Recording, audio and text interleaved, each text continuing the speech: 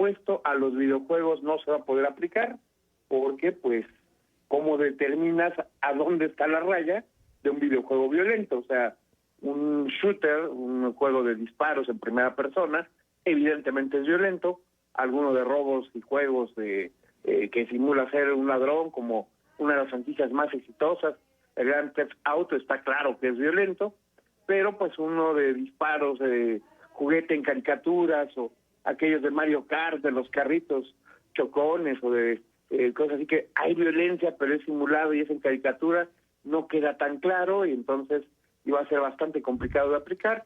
A final de cuentas, era un impuesto del 8% a la compra en físico o digital de videojuegos con contenido violento, extremo o para adultos, no para personas menores de 18 años, pues iba a dejar 183 millones de pesos nada más.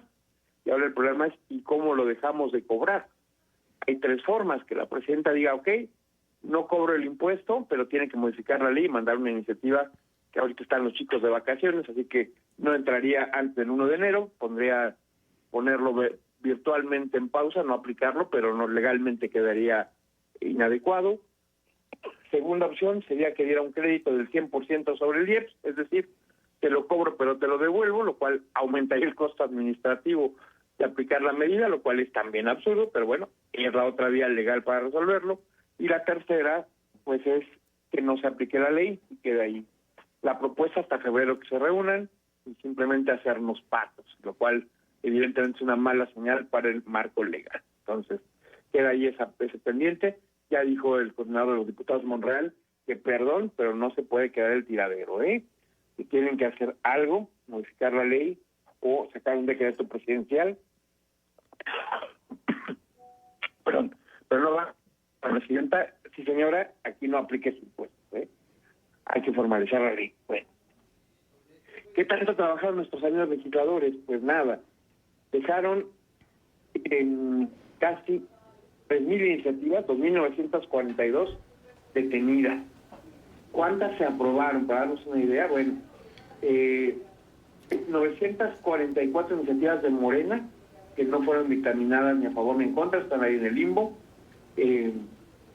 531 del PAN, 374 del Verde, 344 del PRI, 238 del PT y 340 de Movimiento Ciudadano, que están pendientes de trámite. De todas las más de 3.324 iniciativas recibidas, aprobaron 165, desecharon 41, dijeron esta idea es mala, váyase a la basura, y 176 promoventes dijeron déjenme la cambio, la modifico, pero la adecuo y vamos para adelante, ¿no? Pero, ¿quién fue el legislador más exitoso? Pues sí, mis amigos del auditorio ya sabrán, a la presidenta, que presentó 40 iniciativas la aprobaron, y además, algunas deseamos el tiempo récord, en menos de una semana de que llega la iniciativa, a que sea aprobada por ambas cámaras y por los congresos estatales. Eso es prioridad para cuando les interesa, pues si se puede, cuando no, pues al propio partido gobernante, casi 900 iniciativas, 944 guardaditas ahí en el proceso legislativo, que algún día serán ley o serán desechadas. Bueno, decíamos a nuestros amigos del auditorio la semana pasada, que nada más era Manuel, que hoy en vísperas de la Navidad, pues quería comentarles que hay una hipótesis de trabajo bastante, pues diría agresiva, o por lo menos creativa, o diferente a lo que han oído, que pues se sabe que nuestro Señor viene a liberarnos del pecado, que por eso se encarna el día de hoy, para todos los que son cristianos y particularmente para los católicos, recordamos el nacimiento de Jesús, y que viene pues a liberar al mundo del pecado, pero que su segundo gran villano, más allá del oponente del diablo, es la burocracia. Y justamente hoy que recordamos que acaba su peregrinar, como bien decías hace rato Marcela, pues hay que recordar cuál fue el problema, por qué Jesús nace en un pesebre.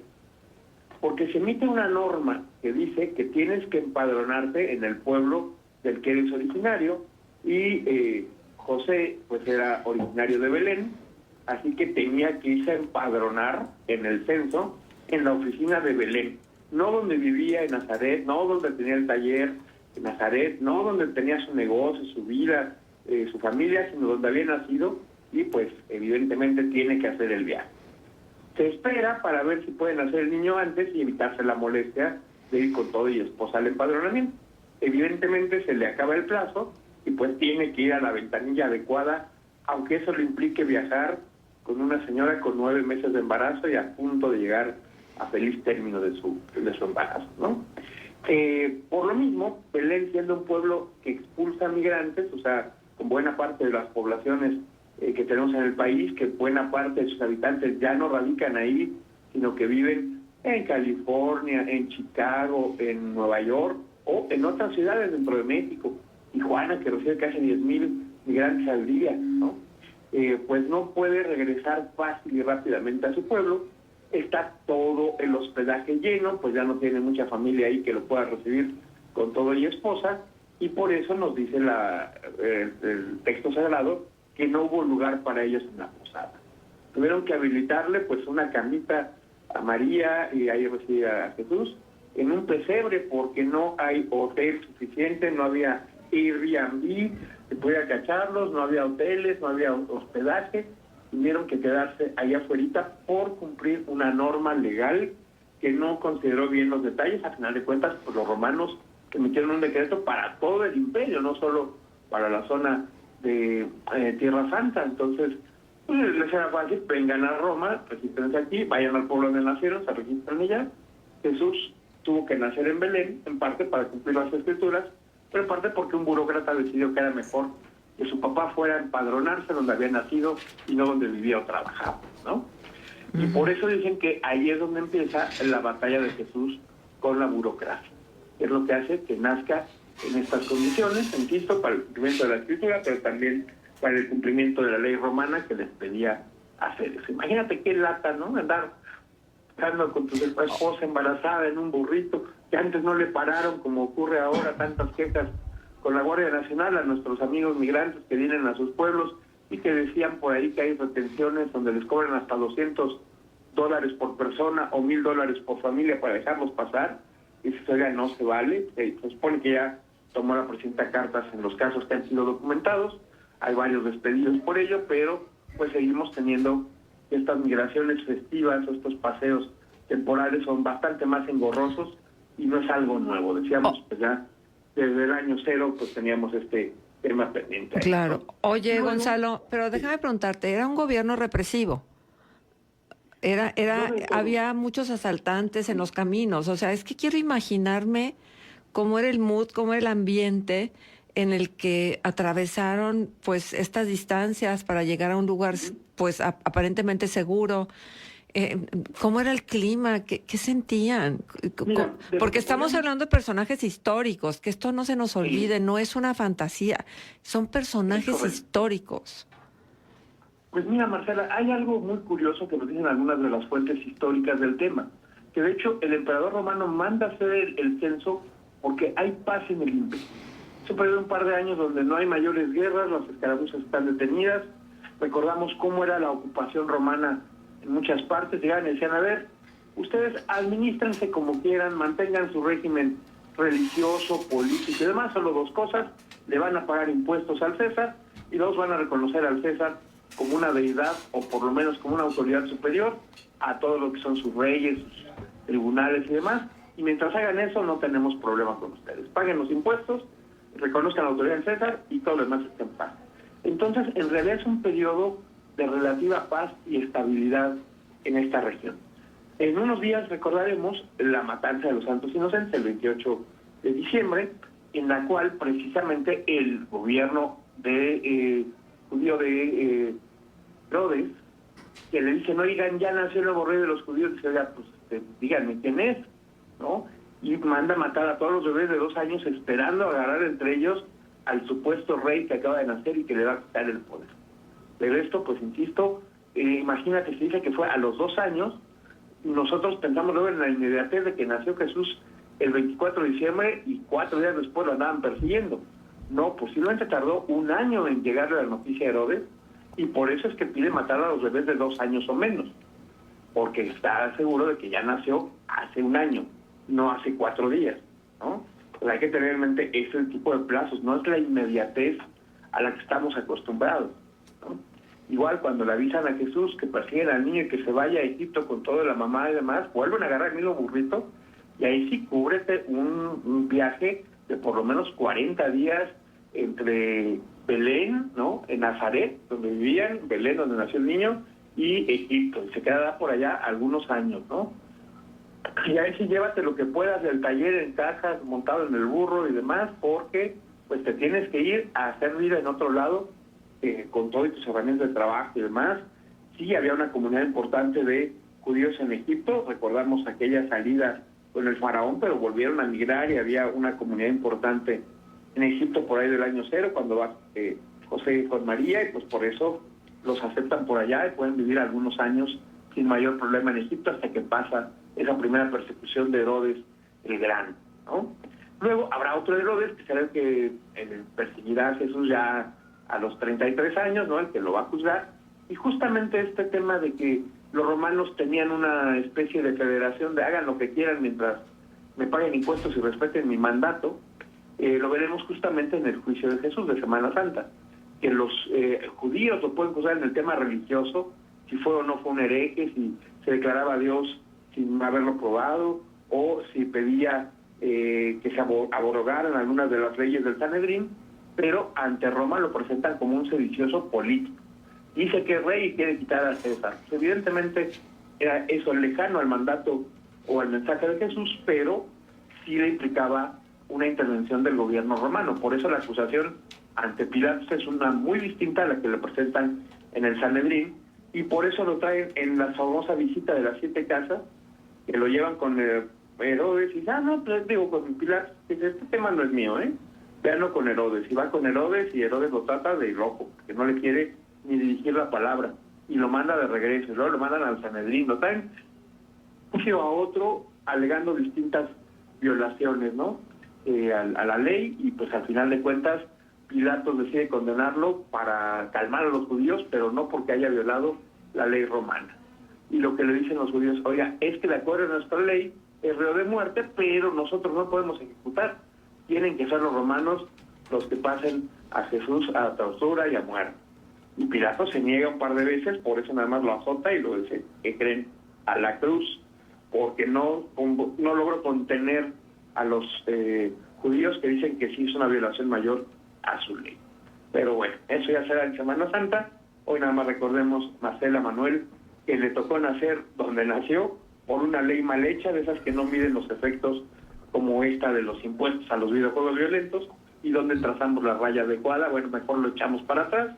Pues no le tocó a ellos más que irse a empadronar en Belén y nacer Jesús en una pequeña, en un pequeño establo, algunos dicen dentro de una cueva. Entonces imagínate, más complicado no la pudieron tener. Oye, Gonzalo, ¿y por qué nació ahí? ¿Por qué no pudo haber nacido en cualquier otro lugar del mundo?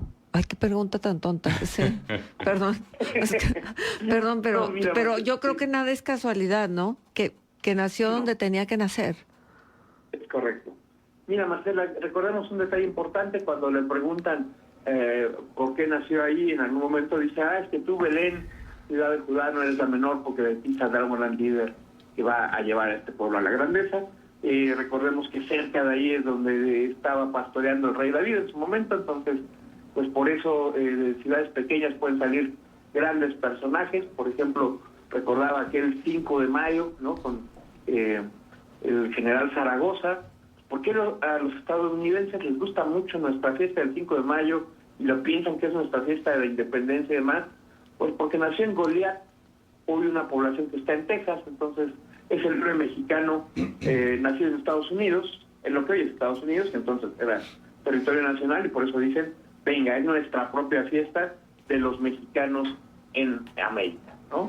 Pues algo así, acá nace en Belén por cumplimiento a las escrituras, según algunos, por esta norma legal que obliga a que se registre el papá donde había nacido, no donde vivía, y para darle este linaje regio de, bueno, venimos de un pueblito, pero somos nobleza hebrea, ¿no? Sí, oye... Sí, total. Oye, Gonzalo, me gustaría que nos recomendaras ya sea libros o documentales o material que tú conozcas a la gente que le interese conocer más sobre el Jesús histórico, ¿no? Que sabemos que, bueno, los autores clásicos o quienes han biografiado al Jesús histórico, más allá del religioso, pues es Flavio Josefo, ¿no? Es uno de los autores clásicos, sí. O Cornelio Tácito, que es otro de los autores clásicos del Jesús histórico. Pero, ¿tú tienes algún título, ya sea de libro o documental, para quien desea aproximarse a esto? Mira, Manuel, Marcela, hay por ahí una serie, me parece que en Netflix, llamada Los Elegidos, The Chosen, que está bastante bien lograda en lo que es los hábitos diarios de los apóstoles, de cómo vivían, de cómo eran esos tiempos. Me parece que documentalmente es algo bastante bien logrado, aparte de que dramáticamente es muy buena. Por ejemplo, nos reflejan a un Pedro medio malicioso, que sí era pescador, pero ilegal, ¿no? No tenía permiso de los romanos, y entonces de repente lo detenían, le agarraban sus barcos, pagaba multas, pagaba mordidas, y por eso es que su salvación y nombrarlo líder de la iglesia pues es algo notable, porque no era precisamente el pescador más santo y puro de la costa, ¿no? Y creo que esa serie pues está muy bien lograda, sería una de las recomendaciones en cuanto a la parte documental. Para el que quiera leer, digamos, mi principal fuente para estos temas es María Valtorta, el poema del hombre Dios, una magna colección de 12 volúmenes con unos detalles que dicen, mira, esto me hace sentido, esto sí tiene razón de ser, y pues sí es una revelación privada que ha sido, digamos, validada para culto privado por parte de la Iglesia Católica, no lo toma una referencia válida para el culto público, pero sí la recomienda para una lectura privada, que le gustaba bastante al Papa Juan Pablo II, y sí es algo que me he leído de pe a pa, y da detalles como ese que cuando Jesús se pierde en el templo acaba de cumplir los 13 años, ¿no? Uh-huh. Entonces ya lo que habíamos comentado, en la caravana, pues los hombres van a ser las mujeres, y la edad en que te haces adultos a los 13. José viene con la idea de que está con María porque es un niño, María viene con la idea de que Jesús pues ya es adulto, ya va con José, y Jesús está felizmente dando clases y recibiendo lecciones en el templo mientras ellos viajan un día de camino. Llegan a la noche a cenar, se junta la familia y el niño pues venía contigo, ¿no? No, ¿cuál niño? Si ya señor venía contigo, ¿cómo que lo dejamos? Y tienen que esperarse una noche a poder tomar una caravana de regreso porque no se podía viajar solos. Ahí ya no estamos hablando del año 0, sino del año 12, ya había pasado esta Pax Romana que pide el censo, o que permite el censo, y pues tienen que esperarse un día, regresar y buscar al niño y se avientan otro día en el templo hasta que lo encuentran dando y recibiendo lecciones, ¿no? Uh-huh. Y entonces nos dice que hay algunos de los maestros que estuvieron oyendo a Jesús niño que están convencidos que ya llegó el Mesías, que es él, y luego cuando lo escuchan en la prédica la duda no es si ya llegó el Mesías, porque ya lo habían visto de niño, sino si era esa persona que estaba predicando, ¿no? Y uno de ellos, Gamaliel, se entera que sí era, una vez que ha sido crucificado, porque él es el que está en el templo cuando se desgarra el velo, dice, uy, la regamos, hay que irlo a buscar, hay que irlo a perdonar, hay que bajarlo, y cuando llega, pues lo encuentra que ya ha muerto, ¿no? Entonces su gran dolor de haberlo oído de niño, buscarlo los siguientes 23 años y encontrarlo una vez ya fallecido en la cruz. Uh-huh. Imagínate si hay arrepentimientos más grandes que este, ¿no? Exacto, sí. Son ese tipo de personajes que van apareciendo ahí en los textos de Valtorta. Es que hay tantas versiones e interpretaciones, ¿no? Por ejemplo, yo en algún momento escuché una que decía que la estrella de Belén, que la tradición nos dice que Dios la hizo más brillante para que los sabios de Oriente, los Reyes Magos, ubicaran el pesebre donde nació Jesús. Es un fenómeno astronómico real. Un fenómeno astronómico real, eso sí está documentado en la historia de la astronomía, que era para que los guiara al pesebre, pero luego yo leí una versión en algún momento hace muchísimo, que supuestamente fue Satanás el que hizo brillar esa estrella para que los soldados de Herodes ubicaran dónde iba a nacer Jesús, pero esto obviamente, esta versión es no empata con lo que tú nos dices bien, del tiempo eso? Que pasó. No, hace muchísimo, en algún momento escuché o leí en un artículo esa versión de los... Claro, por eso digo, las diferentes interpretaciones y versiones, ¿no? Hay por ahí quien dice que este periodo de vida de Jesús, que la Biblia no relata, que si se fue a Inglaterra y por eso la iglesia anglicana, ¿no? Un montón de versiones, algunas muy jaladas de los pelos, sinceramente. Sí. Pues luego hay otras por ahí, en particular las de JJ Benítez con Caballo de Troya. Ajá. También has anunciado un ojo por ahí de repente que dice que viajan JJ Benítez, sí. unos Claro. ¿JJ Benítez? Sí, JJ Benítez, que tiene sí. Caballo de Troya, Sí. igual una saga de 12 libros, pero donde dice que tanto la estrella de Belén como el eclipse que ocurre a la muerte de Jesús son presencias de ovnis, ¿no? Sí, también. Que también llegan ahí. Bueno, pues, es un personaje que se presta tanto para la interpretación. Por cierto, una de las novelas que estamos terminando de escribir por ahí es Iscariote. Ok. Y cuando el amor más grande puede salvarte. Ok. Porque hay un detalle interesante. Era el único que tenía formación, lo que hoy llamarías profesional, que había ido de verdad al templo a formarse, que de hecho conoce a Jesús en esa predicación a los 12 años, y que por lo tanto pues era el que tenía más herramientas para hacerlo, era el tesorero del grupo, era el VIP acá, pero por lo mismo pues tiene ahí una serie de problemas de ego que no puede resolver ni están tan cerca de Jesús, ¿no? Oye, y otro de los Está misterios... muy interesante, ahí la tendremos pronto disponible este año. Bueno, el genial. 26. Perfecto. Oye, otro de los misterios que no son los misterios de los rosarios ni nada, sino uno medio extendido, de si hubo un cuarto rey mago, si realmente eran 4, ¿no? Sí, yo tengo la lectura o la impresión, Manuel, de que faltaría un rey mago de las Américas, que lo difícil es cómo llegas y en delfín o en ballena, ¿no? Queda fuera. Está la versión de que llega uno, ya tenemos uno de Europa, supuestamente, que llega en caballo, Ajá. de África, que llega en camello, y de Asia, que llega en elefante. Nos faltaría uno de Rusia, ¿no? Que supuestamente es el que se pierde y no llega. En oso, como Putin, ¿o en qué llegaría? Igual a Jesús más adelante, ¿no? Entonces sí, yo sí creo que es factible que haya un cuarto rey mago que se haya perdido, que nos ilustra a todos los que no llegamos en persona, pero seguimos en la búsqueda de ese niñito que nacerá, o que recordaremos que nacerá hoy día. Y por cierto, no olviden que es el del cumpleaños, ¿eh? Exacto. Exactamente, que la con fiesta es por él, ¿no? Por él y para él. Oye, Sí. Gonzalo, es que pienso que de verdad la historia, ¿cómo se escribió? Con la mano y la pluma de alguien que la fue redactando, pero es una mirada de la historia. Ujú. Y entonces cotejar todas las miradas, digo, por eso en los diferentes evangelios vale la pena hacer las lecturas. Vale la pena darnos cuenta que está sujeta a una interpretación totalmente individual de una persona. Nos quedan 20 segunditos. Entonces- Y bueno, pues platicamos el siguiente Nada. miércoles para completar el tema y los esperamos el sábado, que tenemos programa especial, me decían por ahí. Claro que sí, Gonzalo. Muchísimas gracias. Gracias por todo. Te abrazamos a tu familia y te deseamos siempre lo mejor. Gracias, felicidades y nos hablamos. Feliz